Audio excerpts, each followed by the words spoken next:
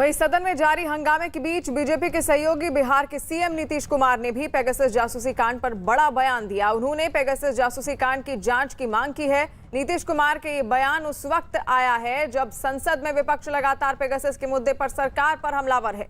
इससे पहले नीतीश कुमार किसान आंदोलन का भी समर्थन कर चुके हैं। जानते नहीं है ये सब चीज तो कई तरह से कौन कर लेगा, तो इसलिए इन सब चीजों पर तो पूरे तौर पर एक एक बात को देख करके उचित कदम उठाना चाहिए मेरी समझ से। लेकिन क्या हुआ है क्या नहीं हुआ है ये पार्लियामेंट में कुछ लोग बोल रहे हैं और समाचार पत्रों में आ रहा है तो उसी को देखते हैं हम लोग। लेकिन जो कुछ भी है उसके पूरे तौर पर जांच करके ये आकर किसी को किस तरह से फोन को लोग अपने ढंग से सुन रहे हैं या कुछ भी कर रहे हैं, उस पर कब्जा कर रहे हैं, क्या कर रहे हैं, ये तो पूरी बात आनी चाहिए। उधर आरजेडी ने पेगासस जासूसी मामले में नीतीश कुमार के बयान पर चुटकी ली है। आरजेडी नेता मनोज झा ने नीतीश कुमार से अपने बयान पर टिके रहने की मांग की है। ये बात कही मैं फिर से दोहरा रहा हूँ, क्योंकि जहां जुडिशियरी की स्नूपिंग हो रही थी, संघ के लोगों की, मीडिया के लोगों की, अपोजिशन मेंबर्स की, उन फौज के एक सेक्शन की, तो जाहिर तौर पर और ये हम सब जानते हैं कि एनएसओ कैसे ऑपरेट करता है। उसके मद्देनजर मैं पुनः दोहराता हूँ, अगर Nitish ji the first BJP alloy और the only one left in NDA अगर वो ऐसा बोल रहे हैं तो ईश्वर उनकी इस जुबान को बरकरार रखे। कल को वो ये न कहें भाई मैं अपने बयान को बदल लें। वहीं दूसरी ओर कांग्रेस ने भी नीतीश कुमार की मांग का समर्थन किया है। डिमांड का समर्थन करता हूं। उन्होंने इस मुद्दे पर ठीक राय अपनी रखी है और कम से कम अगर विपक्ष की नहीं तो जो अपने सहयोगी दल हैं उन्हीं की राय सरकार मान ले तो भी हम समझेंगे कि सरकार कुछ आगे बढ़ी है। मतलब यह है कि एक मुद्दा जो सिद्धांतिक मुद्दा है, देश के संविधान के साथ जुड़ा है, हमारे मानव अधिकारों के साथ जुड़ा है, उस पर इसलिए चर्चा ना हो क्योंकि उसको विपक्ष उठा रहा है। ये कैसी संसदीय प्रणाली है, ये कैसा लोकतंत्र है। नीतीश के बयान ने कांग्रेस के बैठे बिठाए मुद्दा दे दिया है। वहीं कांग्रेस नेता रणदीप सुरजेवाला ने ट्वीट किया। उन्होंने लिखा कि अब मोदी जी क्या कहेंगे।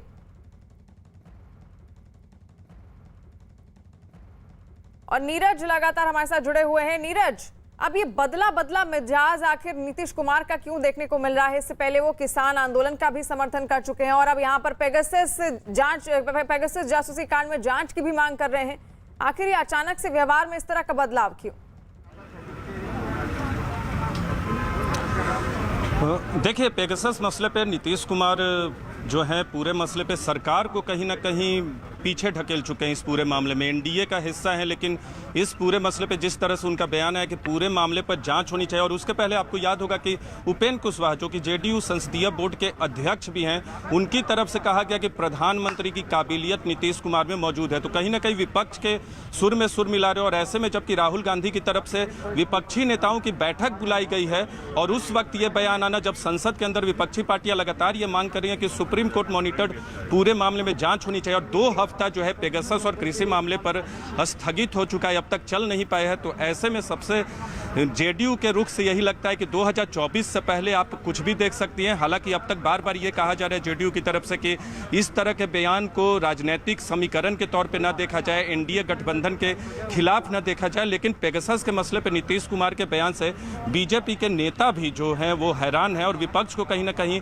एक मौका मिला है कि बीजेपी को कटघरे में खड़ा करे, एनडीए को कटघरे में खड़ा करे। बिल्कुल। और नीरज भाई, दूसरी ओर कांग्रेस के अश्विनी कुमार के भी हमने उनको भी सुना, वो भी समर्थन करते हुए दिख रहे हैं। यानी कि अब हवाएं किस ओर रुख कर रही हैं? आपको कैमरा दिखाऊंगा, देखिए, नीतीश कुमार के बयान को अगर देखें तो विपक्ष को एक बड़ा मौका मिल गया है एनडीए को कटघरे में खड़ा करने का, बीजेपी को कटघरे में खड़ा करने का। और जिस तरह से एनडीए, पहले भी आपको याद होगा, एनडीए से हटकर नीतीश कुमार महागठबंधन का हिस्सा हो चुके हैं। हालांकि शुरू से ही वो एनडीए के हिस्से के तौर पर रहे, लेकिन 2 से 3 साल का एक ऐसा वक्त था जब वो आरजेडी के साथ गए थे। तो ऐसे में जब एक चर्निंग हो रही है विपक्षी पार्टियों के बीच में, एनडीए के एक प्रमुख सहयोगी की तरफ से अगर इस तरह का बयान आता है तो अपने आप में विपक्ष को तो मौका देता ही है, एनडीए के जो बाकी सहयोगी हैं उनके लिए भी हैरान करने वाला। और दूसरी अहम बात, विपक्ष के नेताओं का बार बार ये कहना है कि जिस तरह से अकाली दल अलग हुई एनडीए से, उसी तरह से 2024 के लोकसभा चुनाव से पहले नीतीश कुमार भी एक अलग रास्ता तय करें, उससे इनकार नहीं कर रहे हैं विपक्ष के बाकी दल जो बातचीत होती है ऑफ रिकॉर्ड। दूसरी अहम बात यह है कि बिहार में आपको याद होगा आरजेडी के नेता तेजस्वी यादव, और आरजेडी के नेताओं ने तो चुटकी ली है नीतीश कुमार के बयान पे, लेकिन आरजेडी के नेता तेजस्वी यादव ने कहा है कि कांग्रेस के नेतृत्व में विपक्ष को आगे बढ़ना चाहिए और बाकी जो टीएमसी है या एनसीपी है या दूसरी बड़ी पार्टियां डीएमके हैं उनको एक साथ आना चाहिए। तो एक तरफ कांग्रेस के नेतृत्व को आरजेडी है स्वीकार कर रही है और दूसरी तरफ जो है नीतीश कुमार का ये बयान आना कि वो चाहते हैं कि पेगासस मसले पे जांच हो, कहीं ना कहीं सरकार के लिए मुश्किल पैदा करता है। और राहुल गांधी की आज जो बैठक है उससे भी विपक्ष की जो एकजुटता देख रहे हैं, आम आदमी पार्टी और बीएसपी का कोई नुमाइंदा भले ही ना पहुंचा हो लेकिन बाकी विपक्षी पार्टियां यहाँ एकजुट दिख रही हैं। बिल्कुल नीरज, और इस तरह का मिजाज नीतीश कुमार का वो अब सरकार के लिए जरूर मुश्किलें पैदा कर सकता है। वहीं असम और मिजोरम के बीच सीमा विवाद के बीच हालात सामान्य करने की कोशिश जारी है। असम और मिजोरम के मुख्यमंत्री के बीच सोमवार को भी वार्ता का एक दौर हुआ और हालात सामान्य करने पर सहमति बनी। वहीं असम के सीएम हेमंत बिस्व शर्मा ने ट्वीट किया कि कोलासिब के डीसी के खिलाफ एफआईआर रद्द की जाती है। असम मिजोरम सीमा के बाद वहां के लोगों की जिंदगी पर क्या असर पड़ा है, इस पर न्यूज 18 इंडिया मिजोरम में नेशनल हाईवे 306 पर पहुंचा, जिसे मिजोरम की लाइफलाइन भी कहा जाता है क्योंकि जितना भी जरूरी सामान मिजोरम में है वो इसी हाईवे से आता है। असम मिजोरम विवाद जब से शुरू हुआ तब से इस हाईवे पर गाड़ियों की आवाजाही पूरी तरीके से बंद है। असम मिजोरम सीमा विवाद सामने आने के बाद नेशनल हाईवे 306 को ब्लॉक कर दिया गया है और इस वक्त हम मौजूद हैं मिजोरम के कोलासिब जिले में, और ये वही जिला है जिसके अंतर्गत, जिसकी सीमा के अंतर्गत फायरिंग हुई थी कुछ दिनों पहले, जिसमें 6 असम के पुलिस के जवान मारे गए थे। और आप यहाँ पर हाईवे ब्लॉक होने की वजह से देख सकते हैं कि कैसे किस तरीके से जो सड़क पर जो वाहन है, इक्का दुक्का वाहन है यहाँ पर आ जा रहे हैं। जरूरी सामान की सप्लाई बाधित हो गई है। अब इसका नतीजा ये हुआ है कि मिजोरम सरकार की ओर से गृह मंत्री अमित शाह को यहाँ पर चिट्ठी लिखी गई है कि जरूरी सामान की सप्लाई जल्द से जल्द इस प्रदेश में सुनिश्चित की जाए और इस हाईवे को तुरंत से तुरंत, जल्दी से जल्दी इस हाईवे को खोला जाए। असम के सीएम ने ट्वीट किया कि इसी कोलासिब जिले के जो डीसी हैं उनके खिलाफ जो एफआईआर दर्ज की है वो वापस ले रहे हैं। आज असम के स्वास्थ्य मंत्री ने कहा है कि ये अच्छे कदम हैं, उन्हें बेहतरी की उम्मीद है, लेकिन अब यहाँ के लोगों की यही मांग है कि जल्द से जल्द इस हाईवे पर रास्ता खोला जाए ताकि जरूरी सामान की आपूर्ति जल्द से जल्द हो सके। वहीं असम मिजोरम सीमा विवाद के बीच मिजोरम में जरूरी वस्तुओं की सप्लाई सुनिश्चित करने के लिए मिजोरम सरकार ने गृह मंत्री अमित शाह को चिट्ठी लिखी है, जिसमें मांग की गई है कि नेशनल हाईवे 306 को तुरंत खोला जाए। सर, गृह मंत्री जी से, होम मिनिस्टर सर से आप किस तरीके का इंटरफेरेंस या असिस्टेंस मांग रहे हैं? अभी तो कोई रेस्पॉन्स तो नहीं मिला है। खाली कॉल में हम भेज दिया ना ईमेल में, आज में तो देखेगा। अभी तो कुछ रेस्पॉन्स नहीं मिलता है।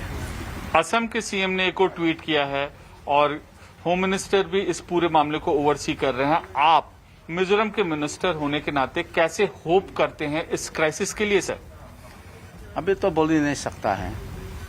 Border issue is a very critical issue because it may take long time to resolve it, because the government of India also should interfere apart from the discussion with the counterpart state. This is really a very critical issue, but depending on the dialogue, let's hope that things may happen in a very positive way. PM से north east के MPs मिलते हैं, आप उस मुलाकात को कैसे देखते हैं? ठीक है, मिल तो मिलेगा, लेकिन how long will it take? Nobody can say. It's good that PM, interact with the Northeast MP. It's well and good, but that may not solve the problem. Anyway, there is a good initiative, of course, by the MPs of Northeast. वहीं north east के BJP सांसदों ने कल प्रधानमंत्री नरेंद्र मोदी से मुलाकात की और कई मुद्दे के अलावा असम मिजोरम सीमा विवाद के मुद्दे पर भी एक ज्ञापन सौंपा गया। इन सांसदों ने आरोप लगाया कि कांग्रेस के नेतृत्व में इस मुद्दे पर सियासत की कोशिश हो रही है।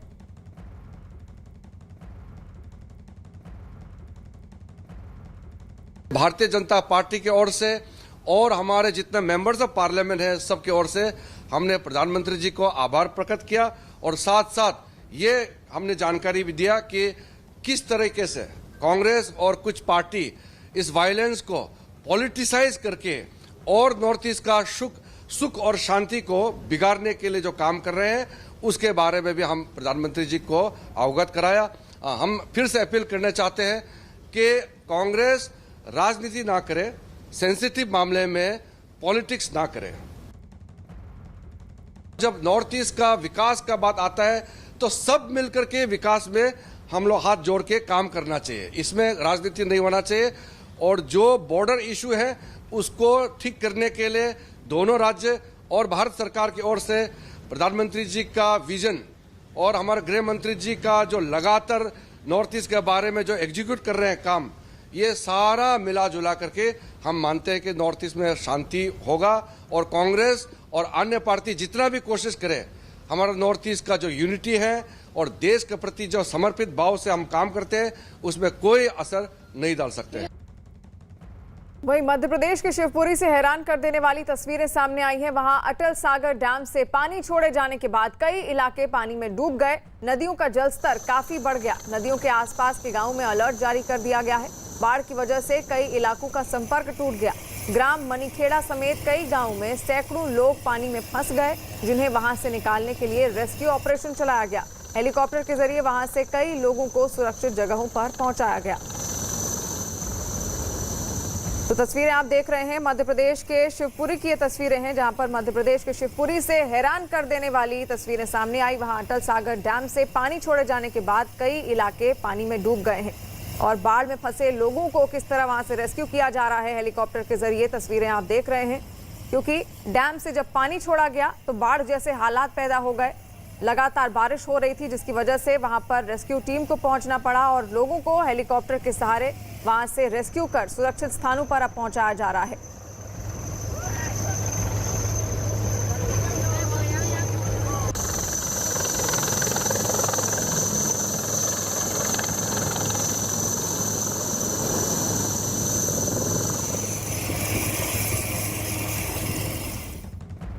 उत्तराखंड के हरिद्वार से दिल दहला देने वाला एक वीडियो सामने आया। वहां एक कार पानी के तेज बहाव में फंस गई। बताया गया कि ये कार वहां नदी किनारे अंतिम संस्कार में शामिल होने पहुंचे लोगों की थी, जो नदी में अचानक पानी बढ़ने की वजह से बहाव में फंस गई। लहरें इतनी तेज थी कि वो कार को कुछ दूर तक बहा ले गई। बहाव को देखकर किसी की पानी में उतरने और कार को बचाने की हिम्मत नहीं हुई। बताया गया कि नदी आमतौर पर सूखी रहती है, लेकिन ऊपरी इलाकों में हुई भारी बारिश की वजह से इसमें अचानक पानी आ गया है और ये कार भी उसी की चपेट में आ गई। हालांकि बाद में पानी घटने के बाद कार को बाहर निकाल लिया गया। और ये तस्वीरें आप देख रहे हैं किस तरह बारिश का कहर टूट पड़ा है और किस तरह कार वहां पर फंसी हुई है। ये कहा जा रहा है कि आमतौर पर ये नदी जो है अक्सर सूखी रहती है, लेकिन क्योंकि पहाड़ी इलाकों में काफी तेज बारिश हो रही है और कई दिन से बारिश का माहौल वहां पर बना हुआ है, जिसकी वजह से पानी नीचे इलाकों में पहुंचता जा रहा है और बाढ़ जैसे हालात उत्पन्न हो गए हैं। और तस्वीर में आप देखिए किस तरह कार वहां पर फंसी रह गई। हालांकि जब पानी थोड़ा कम हुआ उसके बाद इस कार को बाहर निकाल लिया गया था।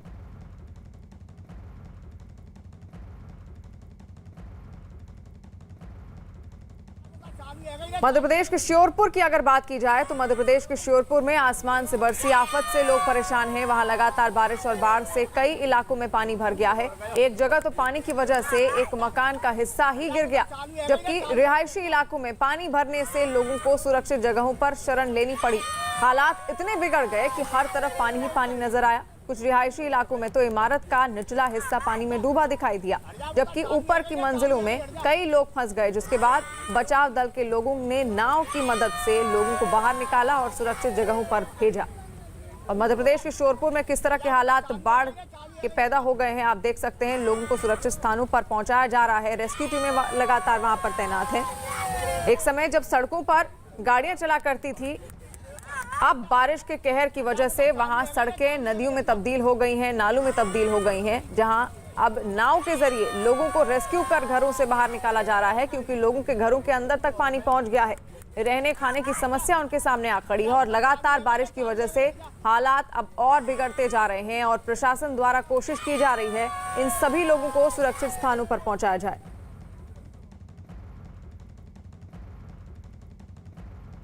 और ये तस्वीरें आप देख सकते हैं, राहुल गांधी के साथ आज विपक्षी नेताओं का ब्रेकफास्ट होने वाला है और उससे पहले की ये तस्वीर आप देख रहे हैं, जहां पर आपको बता दें ब्रेकफास्ट पॉलिटिक्स से जुड़ी हुई एक खबर। मॉनसून सत्र में विपक्ष के लगातार हंगामे के बीच आज राहुल गांधी ने विपक्षी नेताओं को चाय नाश्ते पर बुलाया है और सब एकजुटता की ये तस्वीर विपक्ष की आप देख रहे हैं। राहुल गांधी के साथ कई बड़े नेता, विपक्षी नेता मौजूद हैं और आज चाय नाश्ते पर इन सबको निमंत्रण दिया गया है राहुल गांधी द्वारा, यानी कि विपक्ष को एकजुट करने की ये कवायद शुरू हो गई है, जहां पर कांग्रेस ने इसका जिम्मा लिया है। और तस्वीर आप देख रहे हैं, सभी विपक्षी नेता एक साथ एक ही मंच पर और आज चाय नाश्ता एक साथ ही करेंगे, क्योंकि राहुल गांधी ने आज सभी विपक्षी नेताओं को ब्रेकफास्ट पर बुलाया है। दिल्ली के कॉन्स्टिट्यूशनल क्लब में बैठक चल रही है और इस मीटिंग में TMC, RJD, Shiv Sena, Samajwadi party समेत कई दलों के नेता पहुंचे हुए हैं। राहुल गांधी की ओर से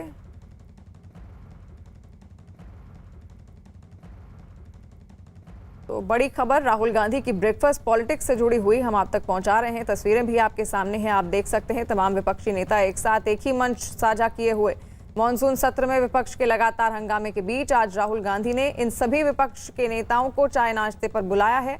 वहीं दिल्ली के कॉन्स्टिट्यूशन क्लब में ये बैठक चल रही है। इस मीटिंग में TMC, RJD, Shiv Sena, Samajwadi party समेत कई दलों के नेता पहुंचे हुए हैं।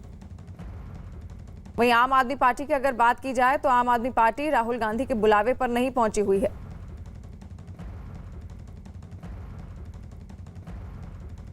और अरुण हमारे साथ लगातार जुड़े हुए हैं इस खबर पर। अरुण, अब तस्वीर हमारे सामने भी आ गई है, यानी कि एक कवायद कांग्रेस की ओर से शुरू की गई है सभी विपक्षी नेताओं को एकजुट करने की। क्या ये जो कोशिश की जा रही है इसमें कामयाबी हासिल होगी?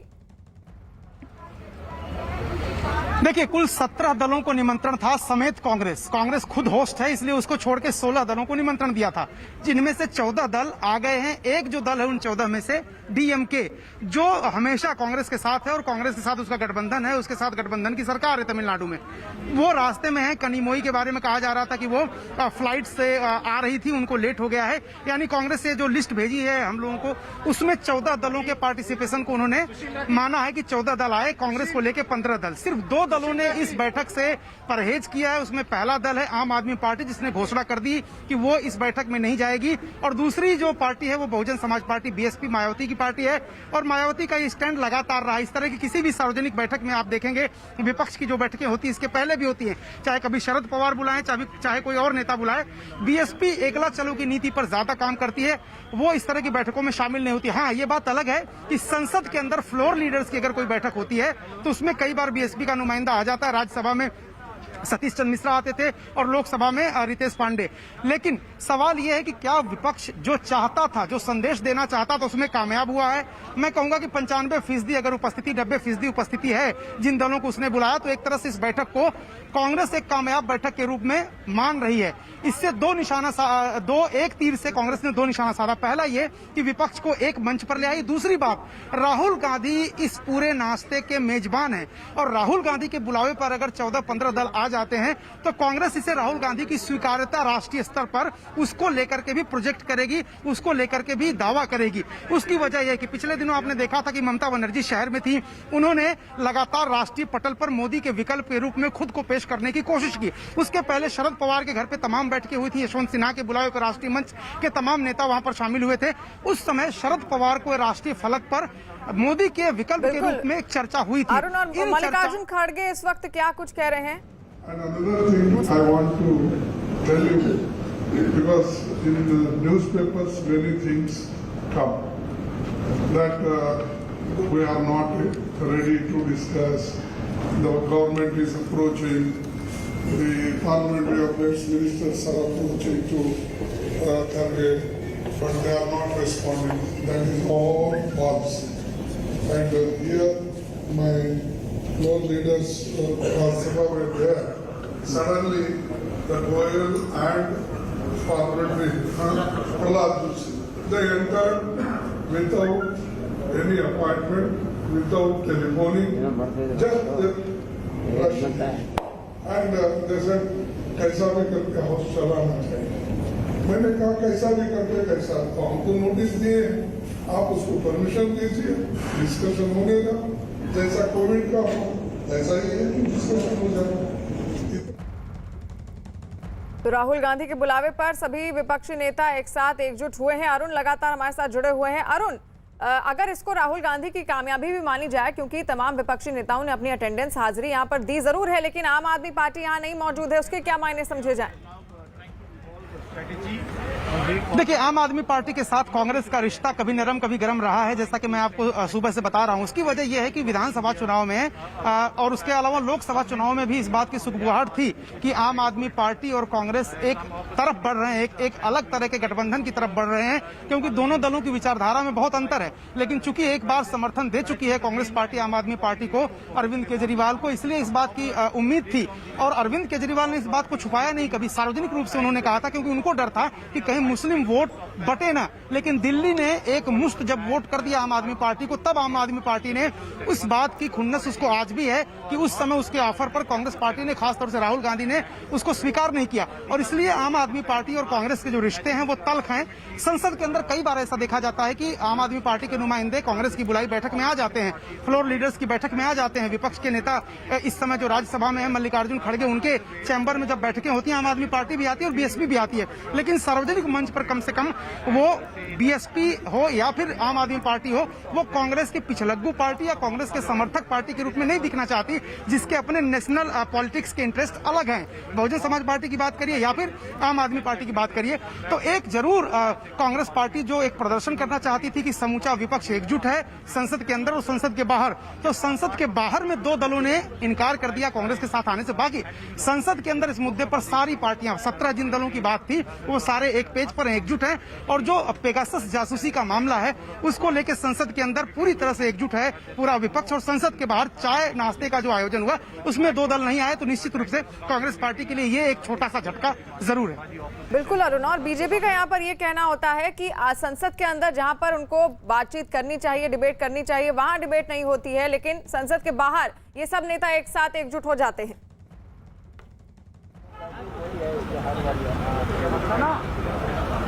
अरुण, आवाज आप तक पहुंच रही है? जी, मैं ये कह रही हूँ अरुण कि बीजेपी नेता जो हैं, उनका ये कहना है कि संसद के भीतर जहां पर बातचीत होनी चाहिए, डिबेट होनी चाहिए, वहां डिबेट नहीं होती है, लेकिन संसद के बाहर ये सभी नेता एकजुट हो जाते हैं, विपक्ष पूरा एकजुट हो जाता है और वहां पर बातचीत करता है. देखिए, निश्चित रूप से सत्ता पक्ष, खासतौर से बीजेपी जिसकी सरकार है, वो ये कहती है कि संसद ही वो जरिया है, संसद ही वो प्लेटफॉर्म है जहां पर किसी भी मुद्दे को लेकर बहस हो सकती है, चर्चा हो सकती है और सार्थक चर्चा हो सकती है. प्रधानमंत्री ने संसद सत्र की शुरुआत के पहले दिन कहा था विपक्ष तीखे सवाल पूछे, लेकिन संसद चलनी चाहिए, संसद में प्रोडक्टिविटी होनी चाहिए. लेकिन दिक्कत ये यहाँ पर है कि विपक्ष ये कहता है कि जिन मुद्दों पर वो चाहते हैं बातचीत करना या चर्चा करना, रोज नोटिस देते हैं, चाहे वो कृषि कानूनों की बात हो, चाहे पेगासस की बात हो, चाहे पेट्रोल डीजल की महंगाई की बात हो, चाहे एलपीजी गैस सिलेंडर की महंगाई की बात हो, चाहे फिर चीन के साथ तनाव पर हो मामला. कांग्रेस और विपक्ष ये कहता है कि इन मुद्दों पर सरकार चर्चा नहीं कराना चाहती. तो बीजेपी लगातार ये कह रही कि संसद का सत्र खराब हो रहा है. उसके यानी कि विपक्ष और केंद्र सरकार के बीच अक्सर ये अनबन देखने को मिलती है. और राहुल गांधी क्या कुछ बोल रहे हैं, सुनते हैं. Foundation of unity, and then within that foundation of unity, we can have a few discussions and few arguments where we disagree with each other. But I think it is important that now we start to come up with the principles of the foundation of this unity. Finally, Kharge ji mentioned something which is, I don't know if many of you would like to do it or not, and it's completely up to you. I thought that as far as the fuel crisis is concerned, the people of India are struggling. They are struggling with the amount of money they have to pay for their cars. So I thought symbolically, if we go from here to Parliament on cycles, it would have an interesting impact. It would have a media impact as well, and people would see that the opposition feels the pain of the fuel prices. That's anybody who, of course, many people won't be able to do it. They'll be uncomfortable, but only people who are comfortable riding a cycle, we've arranged the cycle tour. So thank you very much again.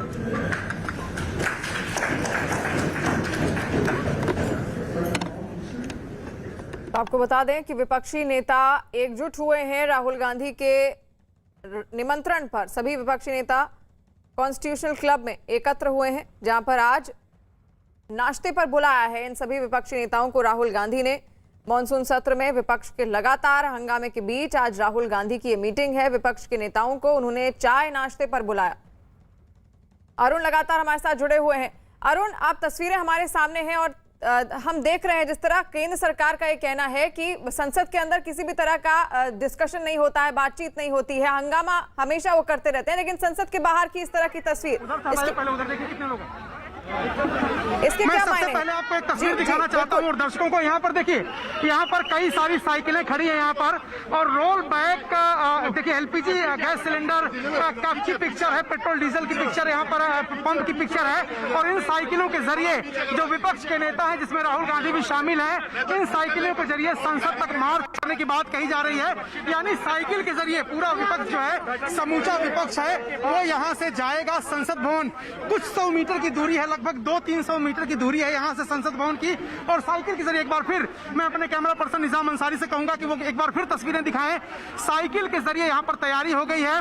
विपक्ष के जो सांसद हैं, विपक्ष के जो नेता हैं, वो साइकिल के जरिए यहाँ से चलाते हुए साइकिल को संसद की कार्यवाही में हिस्सा लेने के लिए जाएंगे। भारी पुलिस बल यहाँ पर देखिए, भारी पुलिस बल तैनात कर दिया गया है ताकि एक घेरे में विपक्ष के जो सांसद हैं उनको जाने दिया जाए संसद तक। तो एक तरह से देखिए, एक तरह से एक अचानक से ये डिसीजन लिया गया कि साइकिल के जरिए और यहाँ से सांसद जो हैं वो जाएंगे संसद के अंदर। हालांकि पुलिस लगातार देखिए यहाँ पर रोक रही है वहाँ पास जाने के लिए, लेकिन फिर भी कैमरा पर्सन निजाम अंसारी आपको तस्वीरें दिखाएंगे कि यहाँ पर साइकिल के जरिए मार्च करने की कांग्रेस और विपक्षी दलों की कोशिश है और साइकिलें वहाँ पर लाके खड़ी कर दी गई हैं। और इन साइकिलों के जरिए ही यहाँ से जो राहुल गांधी समेत तमाम विपक्ष के नेता हैं वो जाएंगे। और हाथ क्यों लगा रहे हो? बिल्कुल। और ये तस्वीरें जी अरुण, और यानी कि रणनीति एक बनाई गई थी, संसद सत्र शुरू होने वाला है कुछ ही देर में, और उससे पहले की रणनीति साफ है। महंगाई जिस तरह लगातार बढ़ रही है, पेट्रोल डीजल के दाम बढ़ रहे हैं और साइकिल रैली अब निकाली जा रही है, यानी कि रणनीति इससे पहले ही बना ली गई थी। देखिए, कांग्रेस के विपक्ष की बैठक जो कांग्रेस ने बुलाई थी, वो सारे दल यहाँ पर अंदर हैं और उसके बाद यहाँ पर साइकिलें जिस तरह से लगाई गई हैं सामने, यानी कि कांग्रेस के नेता और विपक्ष के नेता इन साइकिलों के जरिए एक प्रदर्शन करते हुए, साइकिल चलाते हुए संसद भवन तक जाएंगे। और जहां तक मेरी नजर पहुंच पा रही, वहां पर गैस सिलेंडर, जो घरेलू गैस सिलेंडर है, उसकी तस्वीर वहां पर लगी है साइकिल के ऊपर। इसके अलावा पेट्रोल डीजल की महंगाई का मुद्दा भी यहाँ पर उठाया जाएगा और पेट्रोल पंपों की तस्वीर, यहाँ पर जो तस्वीर होती है वो यहाँ पर लगाई गई है। साथ ही साथ पेगासस जासूसी के मसले को लेकर के भी विपक्ष के दल एकजुट है, इकट्ठा है और मांग कर रहे हैं संसद में चर्चा हो। तो विपक्ष ने एक तरह से सरप्राइज मूव ये दिखाया है। तैयारी इसकी पहले से थी, लेकिन हमें नहीं बताया गया था कि इस तरह की कोई साइकिल यात्रा होने वाली। अचानक से यहाँ पर साइकिल ट्रक में एक रफ्ती आई और ये जो बिल्कुल। और नीरज भी हमारे साथ जुड़े हुए हैं। नीरज, अगर संसद के बाहर की इस तरह की तस्वीरें सामने आ रही है, इतनी हंगामेदार तस्वीर, यानी कि विपक्ष पूरी तैयारी में जुटा हुआ था इससे पहले और उसकी तैयारी साफ दिख रही है, अंदर की तस्वीर अब कैसे होगी? संसद सत्र के अंदर की तस्वीर देखिए, अभी ये लोग कॉन्स्टिट्यूशन क्लब में है और इस वक्त आपको पीछे की तस्वीरें दिखाते हैं कि यहाँ अभी तमाम जो सांसद हैं वो यहाँ नहीं पहुँचे हैं। साइकिल तैयार भी थोड़ी देर पहले बता रहे थे कि जिस तरह से पेट्रोल डीजल की बढ़ती कीमतों के खिलाफ, हालांकि पेगासस मामले पर विपक्ष पूरे जांच की मांग कर रहा है, लेकिन महंगाई के मुद्दे पर यहाँ बैठक के बाद तमाम जो विपक्ष के सांसद हैं राहुल गांधी के नेतृत्व में निकलेंगे। तमाम 14 पार्टियों के नेता आज पहुंचे थे इस बैठक में, ब्रेकफास्ट मीटिंग जो आयोजित की गई थी। और आप देख सकते हैं जो तस्वीरें आप देख रहे हैं, मोदी और महंगाई, इसके अलावा गैस सिलेंडर और महंगाई पेट्रोल डीजल की जो कीमतें हैं उसका भी जिक्र किया गया है साइकिल पर फ्रंट में। और तमाम नेता, आपको याद होगा आपसे कुछ ही दिन पहले टीएमसी के तमाम सांसद अपने मुख्यालय से यानी पार्टी मुख्यालय से संसद परिसर तक पहुंचे थे और उसी तर्ज पे आज संविधान कॉन्स्टिट्यूशन क्लब जो है यहाँ से तमाम नेता पहुंचेंगे। एक बार फिर दिनेश देहड़ी कैमरा पर्सन से कहेंगे कि वो तस्वीरें दिखाएं यहाँ कॉन्स्टिट्यूशन क्लब की। यहाँ से थोड़ी देर बाद अभी तमाम जो नेता हैं आपको बता दें अंदर हैं, रणदीप सुरजेवाला को आप देख सकती हैं, वो तमाम तैयारियों में जुटे हुए हैं और थोड़ी देर बाद तमाम लोग निकलेंगे। सभी विपक्षी पार्टियों के सांसद, सारे एमपी साइकिल नहीं चलाएंगे लेकिन जो विपक्षी पार्टियों के जो सांसद हैं, जो प्रतिनिधि इस बैठक में पहुंचे हुए थे, चाहे टीएमसी की बात करें, एनसीपी की बात करें या बाकी दूसरी पार्टियों की बात करें, उनके नेता यहाँ से साइकिल चलाकर संसद भवन तक जाएंगे। देखना होगा कि कहां तक जाने की इजाजत मिले। पहले से प्लान किया गया था, आपने जिक्र किया कि पहले से प्लान जरूर किया गया होगा, इसीलिए इस तरह की तैयारी है। और अब से थोड़ी देर बाद, मुझे लगता है 5 से 10 मिनटों के बाद ये साइकिल यात्रा शुरू होगी और विपक्ष यानी कि विपक्ष जिस तरह चाय नाश्ते पर बुलाया गया था, विपक्षी नेताओं सब एकजुट हुए और तैयारी थी, रणनीति बनाई जा रही थी कि आगे संसद सत्र में वो क्या मसले होंगे जो रखे जाने हैं।